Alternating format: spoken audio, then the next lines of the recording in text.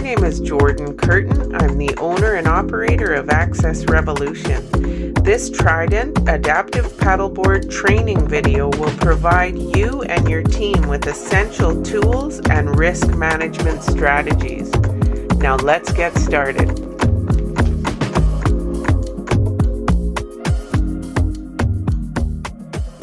We're going to attach our outriggers to the paddleboard. You have 4 of these, and I would highly recommend using all 4 every time you paddle because it provides so much extra stability. So what we're going to do is take our outrigger. You want the flat side up. You're going to feed it through the female pipe that runs through the board, and you have this clasp right here. So you want to open the clasp, feed your pipe through like so, and you'll see these dots along the top of your outrigger pole. So I always set my outriggers to the furthest out position they can be because it provides even more stability. So I always feed it in to the first dot. I close my clasp and I give it a pull to make sure that this clasp has not slipped off this female post that is inside the paddleboard. Because what can happen is if I pull this out, this can pop off. And if this ends up on your male piece, you are not going to be secured to the paddleboard. So it's always a really good idea, once you've got your outrigger attached, to give it that pull just to make sure you're connected.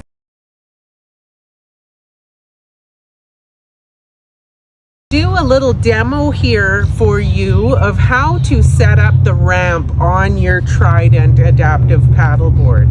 So I use just one of these stadium seats because it's a nice flat low profile mat.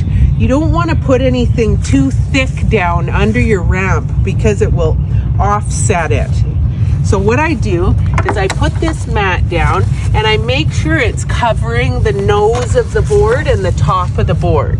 And now I'm going to ask Penny to come in here. It's always better to do this with 2 people. So we're going to lift it up, we're going to extend it down, and this is fine. Yeah. We're going to flip our legs up. There we go. And you just want to make sure that you have the ramp close to your stomp pad, either at the beginning of the stomp pad or on the stomp pad, nice and centered onto your Trident board. And then it's going to be easy to wheel on and off it or walk on and off it depending on who you're paddling with.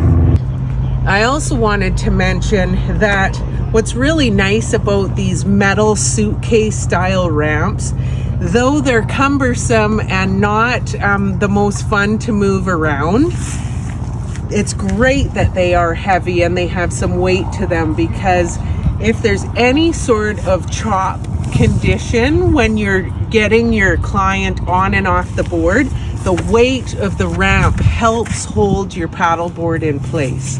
So that is a bonus.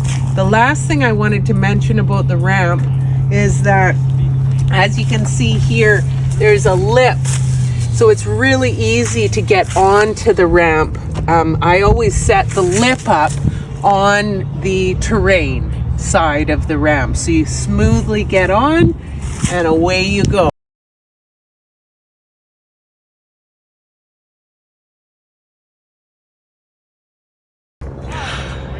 So as you can see, we've got Froggy's chair sideways.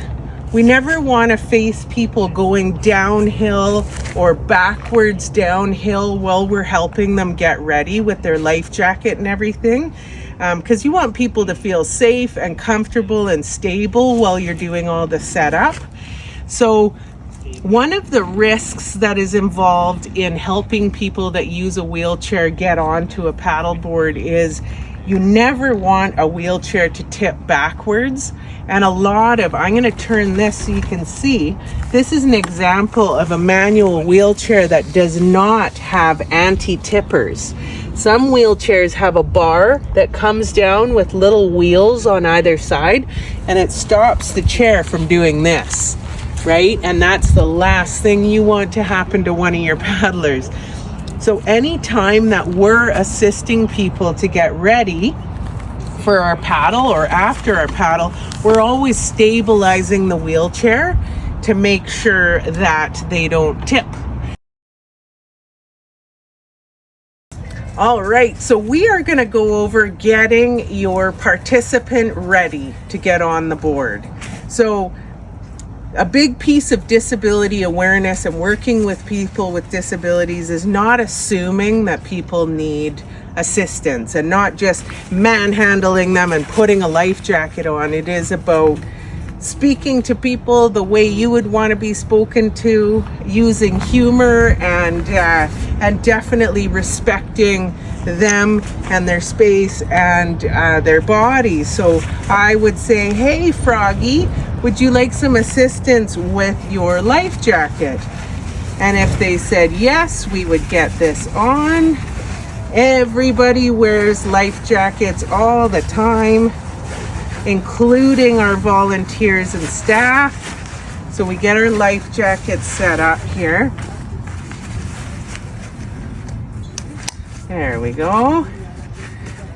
And the next piece we want to talk about is our chest strap. So that's this guy here. If my paddler has any sort of limited strength, balance, mobility in their core, we need to look at helping them have the balance they're going to need to keep them safe out on the water. So that's where this lovely chest strap comes in. It's neoprene and it's got really high quality Velcro on it. When you're tandem paddling with someone, you want to make sure that the handle is in the back. So what I do is we get this under our participants' arms, like so, and I bring it around, and we want to attach it underneath the canes, the handles of the wheelchair, so that it doesn't slip up and off while you're out there paddling. And you'll notice that you can really lean forward and lean into a stroke when you're wearing this strap. The only time I would put this handle in the front is if the person is extremely independent, very able in their upper body, say like a paraplegic who is an athlete. They want to be independent and they want to have the handle of the strap in the front. So if they need to take it off, they have access to it. So this strap is essential for anyone that you're concerned might lose balance and fall out of the chair. This mitigates that risk. It's really important to note that before you help your participant onto the board, you want to make sure that you've got your lines and your clam cleats gathered in the center so that they're not in these pockets where your wheels are going to sit, because then you end up with it stuck under the wheelchair. So make sure you gather them in the center. Okay, so now Penny and I are going to help our participant back down the ramp here and onto the paddleboard. So I often check in with our paddler. I let them know we've got them, we're going to take good care of them, because it can be a little nerve-wracking being backed onto something, especially for your first time. So we always check in with people and we assure them that we've got their chair. So we hang on to 4 corners of the frame of the wheelchair. So we've got the canes, and then we have this particular chair is all encompassing one metal frame, so we can grab on either side here, so we've got them secure. I will make note that some wheelchairs have a separate piece that comes down for their footrests, and that is removable. So you don't want to grab that because it can pull right off, and that's not going to make the paddler feel very comfortable if you're pulling their wheelchair apart. So in that case, you want to get the frame so you've got a solid handle on it. So we can take our brakes off, and we're going to slowly, the key is slow and steady, and you're checking in with your participant. We're rolling down, we're watching our foot placement. So, and I always let people know there's going to be a couple little bumps while you roll onto the board. Now here is a spot that you would not want to trip over the outrigger bar, so step over that, and you want to roll onto the board as centered as you can, because if you're not centered, you're going to have to adjust, which is not the end of the world. Say you ended up too far to your left. All you would do is come forward and then back up a little bit so that you're lined up and centered. The other thing, as you can see, what Penny's doing there is turning the front caster so that both of the casters, if possible, rest in those pockets. The reasons we have these pockets on the board is, again, as a risk management piece, so that if the entire top of the board was flat, a risk would be that you could roll, just continue rolling backwards. This way you get your wheels and your casters into the pockets, and then we work on securing the chair safely. So now that we have our participants safely onto the paddleboard, the next step is securing our brakes on the wheelchair. So we put both of our brakes on, and then I'm going to climb underneath and I'm going to secure the chair to the paddleboard with a system of rope and clam cleat. So this comes with your paddleboard. So what you want to do, it's attached via 2 D-rings, front and back, for the wheelchair attachment. So what we're going to do is take the end of the rope with the clam cleat, and we're going to feed it through the front of the frame of the wheelchair. Now every chair is different, but you have to find a front attachment and a back attachment. So I bring my clam cleat up and towards me so it's easy to secure and I can see what I'm doing. Then I'm going to spin it around so you can see there's a knot on the bottom of the clam cleat and there's a little wheel here. So I want to take this end of the rope and I'm going to feed it through the bottom, through the wheel, and then it comes through that side. And you can see here there's teeth in the clam cleat. So I want to pull this rope down, and I pull down towards the line that has the rope. So I'm pulling down, and what you want to hear is almost like the sound of a guitar string. So it should be nice and taut, but it doesn't have to be so tight that you're, wrenching on it. So now I've got the front tie down done, and I'm going to move along to the back. So I do the same thing. I grab the end of the rope that has the clam cleat. I feed it through, over the frame of the wheelchair towards me.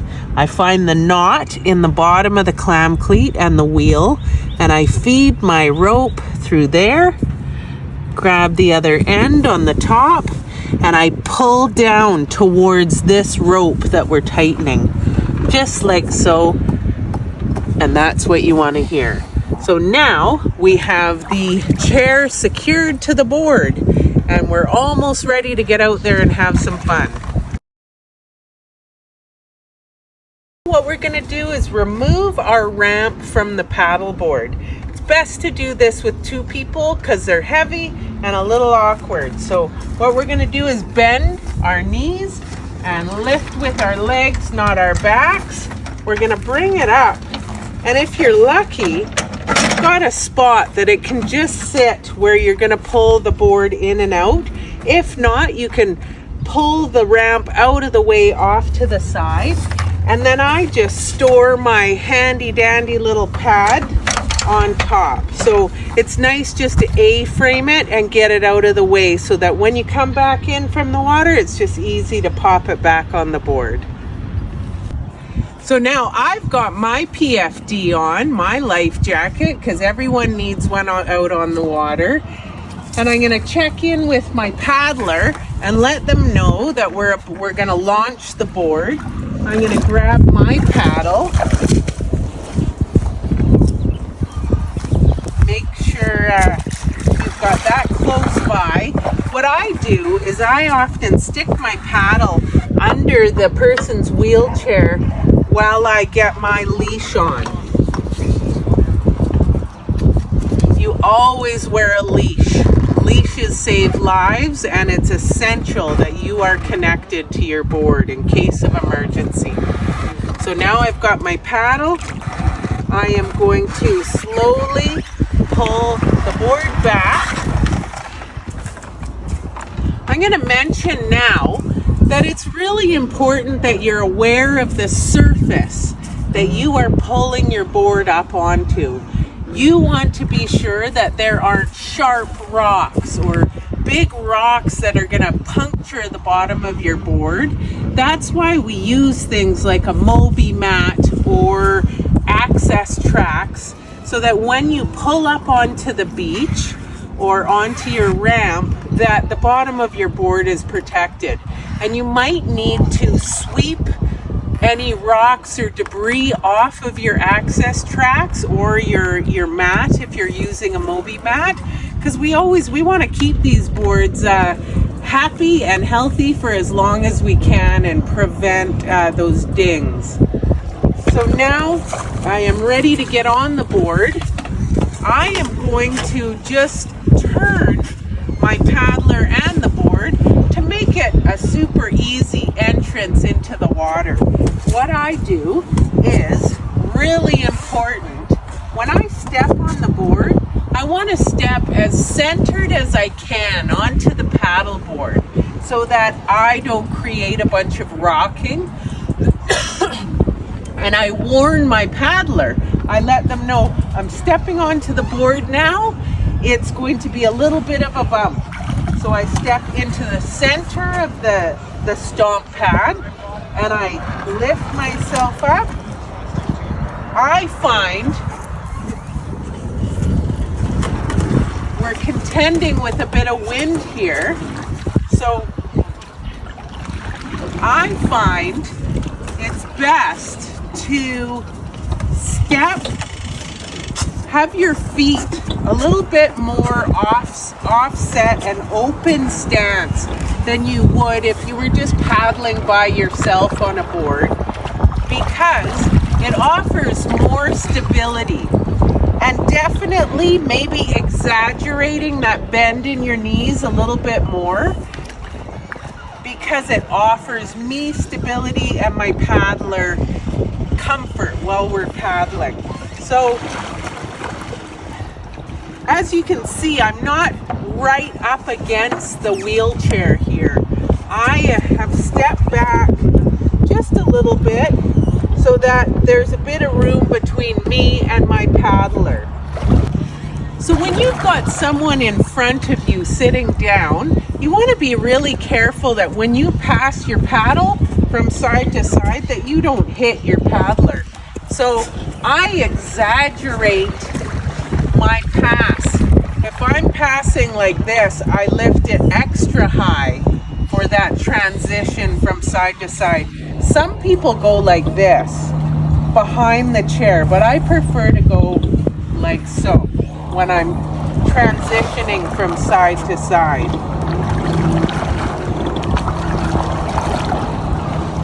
If there is any sort of small wave or choppiness on the water, you always want to make sure that you are facing the wave head on.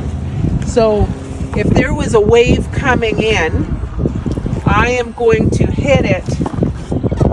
Here's the wave, here's us. We're going to hit it head on, and we're going to use momentum to paddle right through it. We're going to cut right through it. If you get hit from the side, it's going to rock you, and it's going to rock your paddler, and it's going to probably not feel super comfortable for them. So you always want to just keep an eye on what is going on around you at all times. Is there boat traffic that you have to be aware of? Are there other paddlers? Is there a bit of a breeze coming in and a bit of chop? I want to make sure that it is really clear that these boards are meant for flat water paddling. So if you are paddling on a lake or the ocean, you need to be really aware of the conditions before you bring people out on the water, and pick your timing for your program. If there is, the swell comes in at a certain time of day, you know when the calmest time of the day to paddle is, and then you're checking that wind and weather report religiously throughout the day, so you're aware of what is happening. And that is the key to risk management when you're adaptive paddling, is being aware of the conditions on the water, knowing when to call it, and knowing when to get out there and have some fun. So many of you have experienced paddleboarding, and usually you have all sorts of room here to navigate and maneuver your board with your paddle. It takes a little bit of getting used to having these outriggers here, but before you know it, you won't even think about it, and you will rarely touch your outriggers. You have to adjust your stroke a little bit. So I can't fully bend forward like I would if I was paddling on my own. So instead, it's more like this. I adjust my form to accommodate someone in front of me, and I also adjust my stroke. So, for instance, if I was doing a sweep stroke, I can't plant my paddle at the nose of my board and draw my rainbow as I would. So I adjust. I start here and I turn the board like so. So it takes a little bit of practice. Be patient with yourself.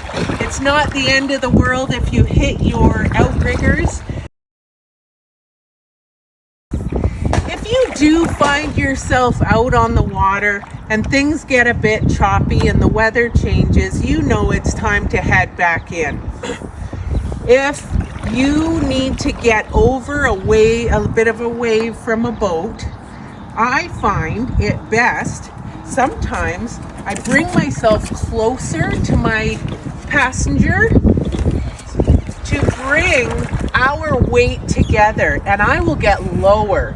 So if I'm going over a wave that's bigger than I'd like, I bend my knees more and I get closer to the chair and I dig in, because you don't want the wave to hit you. You want to paddle right through it. So you're hitting it head on. I'm close to the board. I'm close to my paddler and their chair. And I dig in and we plow right through it. If conditions, the wind came up and you just needed to get in and it wasn't worth the risk of standing, because when you're standing, your center of gravity is higher.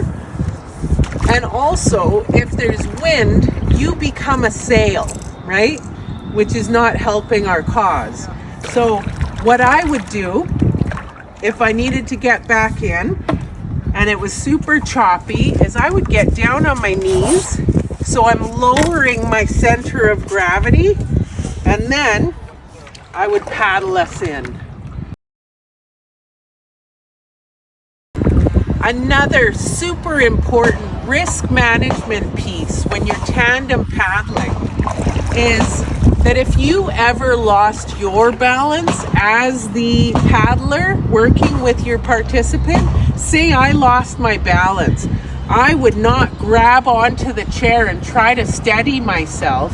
If I'm really losing my balance and I can't correct myself, I'm just gonna hop off the side of the board.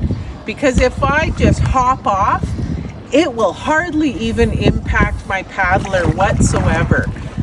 These boards are extremely stable. It would take a lot to flip this thing over, but it is possible, and you always want to err on the side of safety, and it's a risk that can be mitigated with that backup plan of, always training your volunteers and staff. If I lose my balance, I'm just hopping off, staying close enough to shore that if something did happen, you can just walk your board, swim your board back to shore and get back on. It's not a big deal.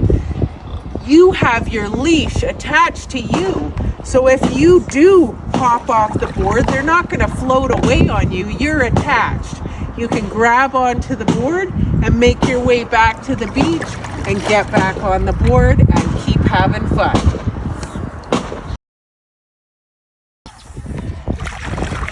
Adaptive paddling, I feel, is best done in a group. And then nobody is left out on the water by themselves to figure it out. So in our program, we paddle in small groups, sometimes bigger groups, but we are a convoy. And we head out there together, we make decisions together, and we come back in together. And we're all there to help and support each other, which is excellent.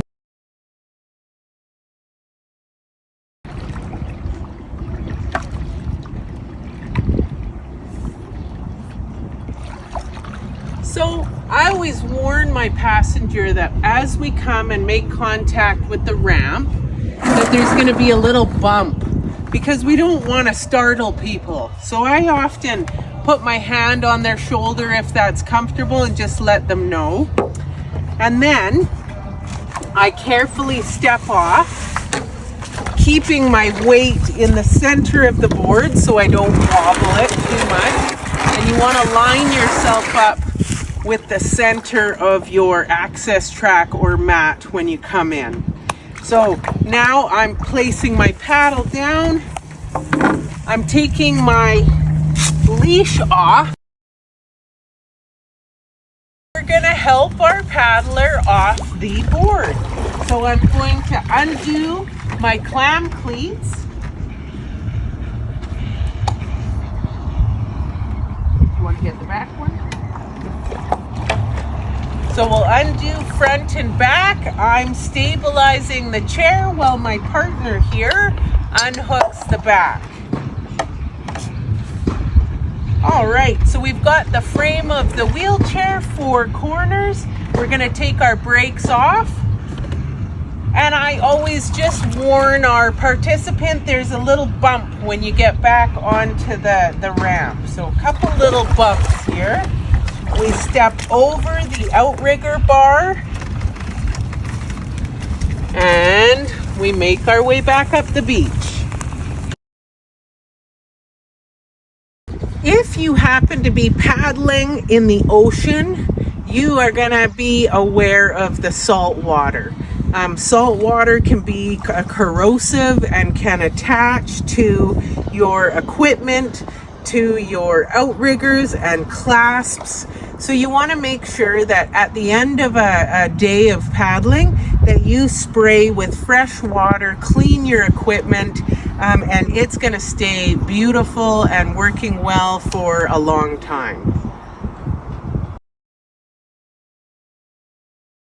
So important to note that these boards are very adaptable. So it's not just for wheelchair users. We often have people that are just living with a balance limitation and they're not comfortable standing on a paddleboard. I buy these particular outbound chairs at Canadian Tire, and they're nice and low and comfortable. The key is, as you can see, the armrests are really low profile because often people want to participate and paddle as well. They want a tandem paddle and they want to paddle in their hands too. So if you have a big armrest in the way, it's really hard to paddle and get the paddle where it needs to go. So I like these particular chairs because they have that low profile armrest. Just like the wheelchair, we're going to tie down our seat, taking the clam cleat through the frame, and I'm going to shorten up this end so that I've got room to attach. So I'm going to bring my rope through so it's just dangling over the crossbar there. I'm going to bring my other line through. Again, the bottom of the clam cleat with the knot through the wheel, and then pulling down so it's nice and tight. I can tuck that under, and I would do the same thing on the back. Clam cleat over towards me, bottom by the knot through the wheel, and tighten. Just like so. Perfect. You have options with these Trident boards. I could either have someone sitting in this chair and I could stand behind them to paddle, or if I felt like it, I could also just add another chair like this right behind, and we can both do a seated paddle together. So that's an option as well. I'm going to show you how easy it is to paddle from this seated position. So always your leash on. I've got my leash on. I'm going to pull the board out a bit.